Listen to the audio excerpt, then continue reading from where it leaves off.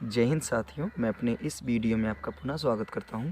दोस्तों, आज हम लोग बात करेंगे पुष्पी पादपों में लैंगिक जनन, जिसको हम लोग अंग्रेजी में कहते हैं sexual reproduction in flowering plants. हम जानते हैं कि लैंगिक जनन क्या होता है। लैंगिक जनन की अगर परिभाषा देना चाहें तो हम ऐसा कह सकते हैं कि जब दो विपरीत लिंग के जीव आपस में क्रिया करके एक नए जीव का निर्माण करते हैं तो उसी क्रिया को हम लोग कहते हैं लैंगिक जनन। यानी ऐसे जनन को हम लोग लैंगिक जनन कहते हैं। लैंगिक जनन मानव भी करता है और कुछ ऐसे पेड़ पौधे भी होते हैं जो लैंगिक जनन की प्रक्रिया करते हैं। तो आइए शुरू करते हैं।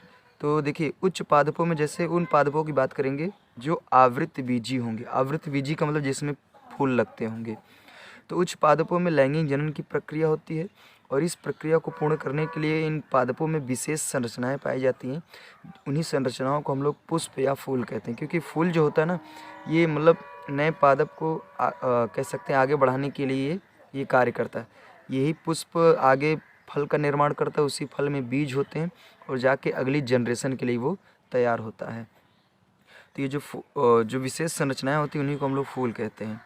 और इसमें जो फूल होते हैं इसमें युग्मक बनते हैं। जैसे अगर हम मानव की बात करें तो मानव में मेल में युग्मक शुक्राणु होता है, फीमेल में अंडाणु होता है।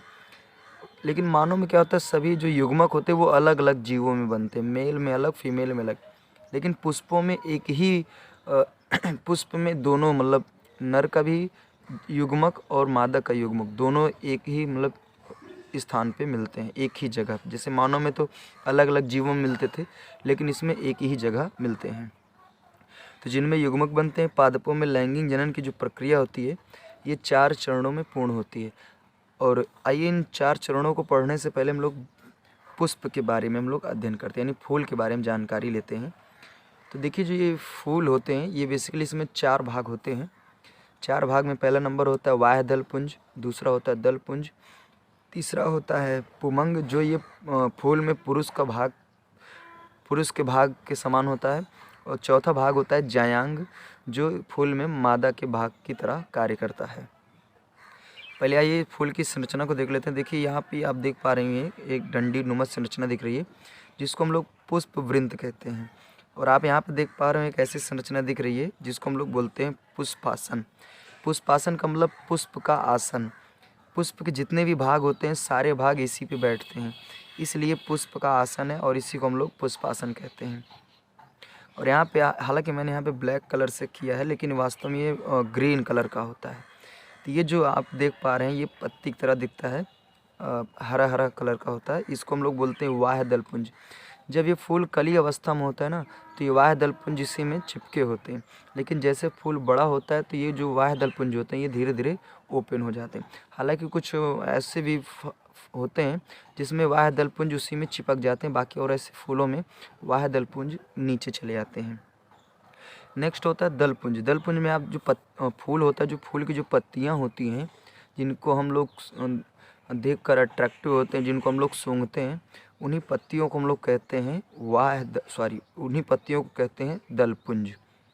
उसके बाद आप देख पा रहे हैं कुछ ऐसी संरचनाएं निकली रहती हैं फूलों के अंदर जिनको हम लोग पुमंग कहते हैं, और ये फूल का पुरुष के भाग के समान होता है।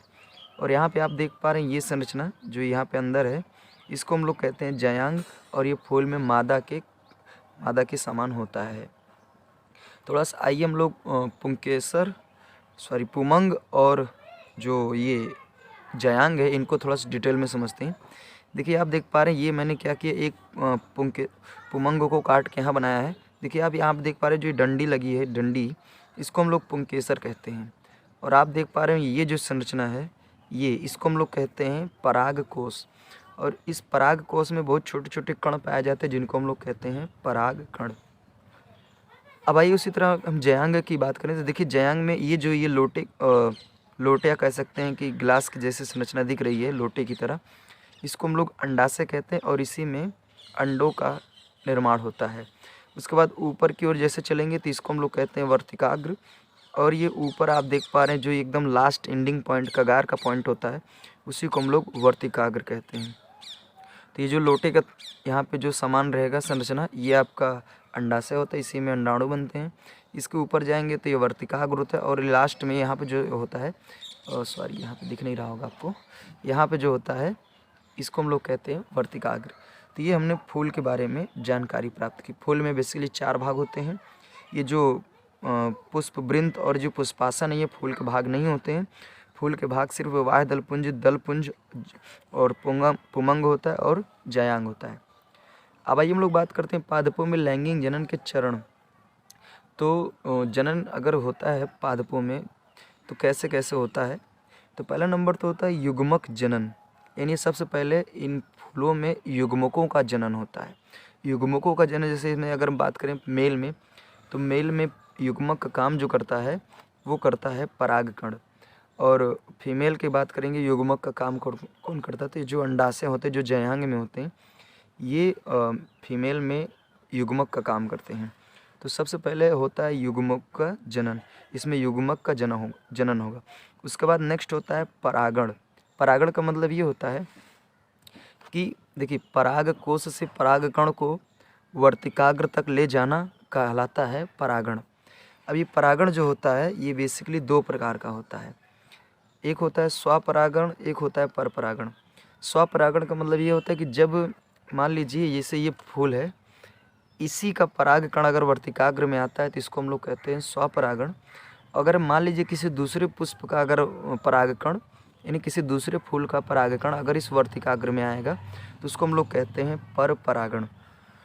अगर बात करें स्वपरागण और परपरागण में सबसे बेस्ट कौन है, तो परपरागण जो है ये सबसे बेस्ट होता है। यानी अगर परपरागण होता है फूलों में तो जो आगे की जो नस्ल होती है वो ज़्यादा अच्छी होती है। अच्छा, आपके मन में आएगा कि परागण कैसे होता है, यानी पराग कोश से परागकण को वर्तिकाग्र तक कैसे ले जाया जाता है, कौन लेके जाता है। तो ये कई माध्यमों से जाता है। ये भौरों के माध्यम से भी होता है, कीटों के माध्यम से भी होता है, पक्षियों के माध्यम से भी होता है, और ये मनुष्यों के द्वारा भी परागण की क्रिया होती है।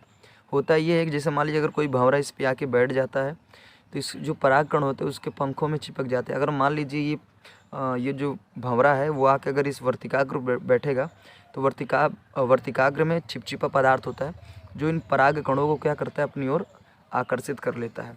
तो ये परागण की क्रिया हो जाती है। अब परागण के बाद तीसरा चरण होता है निषेचन, जिसको हम लोग फर्टिलाइजेशन कहते हैं। निषेचन का मतलब ये होता है कि देखिए जब यहाँ पे परागकोश से परागकण जब वर्तिकाग्र तक आ जाते हैं उसके बाद फिर यहाँ से ये जाते हैं अंडाशय की ओर, यानी इधर आते हैं नीचे, और यहाँ पे जो अंडाणु होते हैं इनसे ये परागकण जो होते हैं जब इनसे मिल जाते हैं तो इसी क्रिया को हम लोग कहते हैं निषेचन। तो निषेचन का मतलब आप ऐसा कह सकते हैं कि जो परागकण है उनका अंडाशय से मिलना ही निषेचन कहलाता है। और चौथा स्टेप ये होता है फल तथा बीज का निर्माण होना। तो देखिए जब ये सारी क्रिया हो जाएंगी, यानी युग्मक का जनन हो जाएगा, फिर उसके बाद परागण हो जाएगा, फिर निषेचन हो जाएगा, तो निषेचन के बाद फिर आगे वही उसी के आगे फल का निर्माण हो जाता है। देखिए फल बेसिकली 2 प्रकार के होते हैं, एक होता है सत्य फल, एक होता है असत्य फल। अगर मान लीजिए निषेचन की क्रिया यहाँ अंडाशय में होती है तो उससे जो फल प्राप्त होता है उसको हम लोग कहते हैं सत्य फल। अगर मान लीजिए ये निषेचन की क्रिया इधर पुष्पासन में जाके हो जाता है तो इसी को हम लोग कहते हैं असत्य फल। तो उम्मीद करूँगा दोस्तों ये सारा कुछ हमने जो भी बताने का प्रयास किया आपको अच्छी तरीके से समझ में आया होगा। अब दोस्तों दीजिए इजाज़त, इसी तरह मिलेंगे अगले वीडियो में, तब तक के लिए जय हिंद, वंदे मातरम।